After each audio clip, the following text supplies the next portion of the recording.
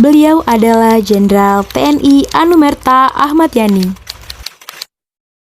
Lahir di Purworejo, Jawa Tengah pada tanggal 19 Juni 1922 dan meninggal di Lubang Buaya, Jakarta pada tanggal 1 Oktober 1965 di umur ia yang ke-43 tahun. Beliau juga adalah seorang pahlawan revolusioner yang gugur dalam peristiwa berdarah Gerakan 30 September 1965 atau G30S.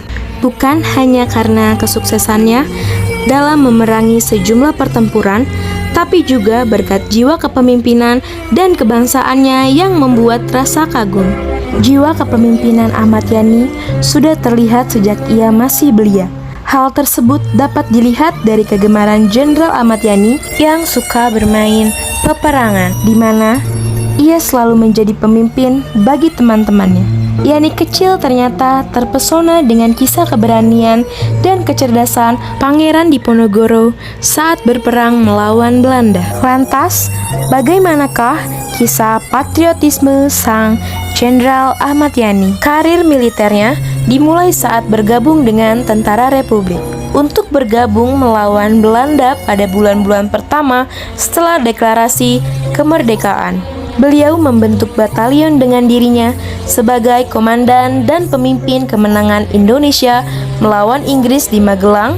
Beliau juga berhasil mempertahankan Magelang melawan Belanda yang kala itu ingin mencoba mengambil alih kota. Bahkan berkat jasanya beliau mendapatkan julukan Juru Selamat Magelang. Saat kejadian 30 September tersebut, Jenderal Anumerta Ahmad Yani sedang dalam keadaan tidur dan sekitar 200 pasukan Cakrabirawa mengepung rumahnya di Jalan Laturang, Menteng, Jakarta Pusat.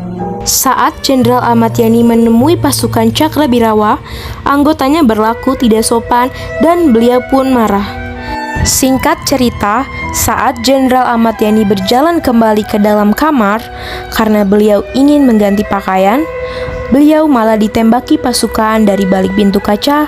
Lalu jasadnya Jenderal Ahmad Yani dibawa pasukan Cakrabirawa ke dalam truk dan dibawa ke tempat di mana mereka akan membuangnya, yaitu Lubang Buaya.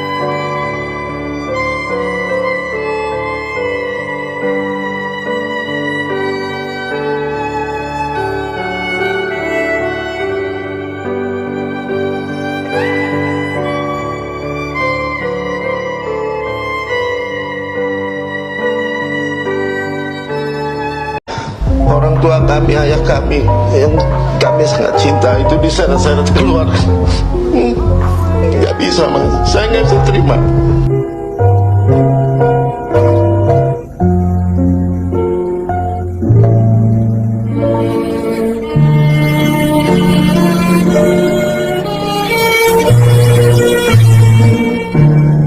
Oleh Presiden Panglima tertinggi telah disampaikan perintah kepada saya selaku Menteri Panglima Angkatan Darat maupun selaku Kepala Staf Putih untuk menumpas gerombolan KH Mujakar dalam tempo yang sesingkat-singkatnya. Dengan bantuan rakyat seluruh daerah Sulawesi Selatan dan Tenggara, dan juga rahmat dan perlindungan dari Tuhan Yang Maha Kuasa, maka tugas ini dapat diselesaikan dengan tertembaknya mati KH Mujakar pada tanggal 2 Februari tahun 1965.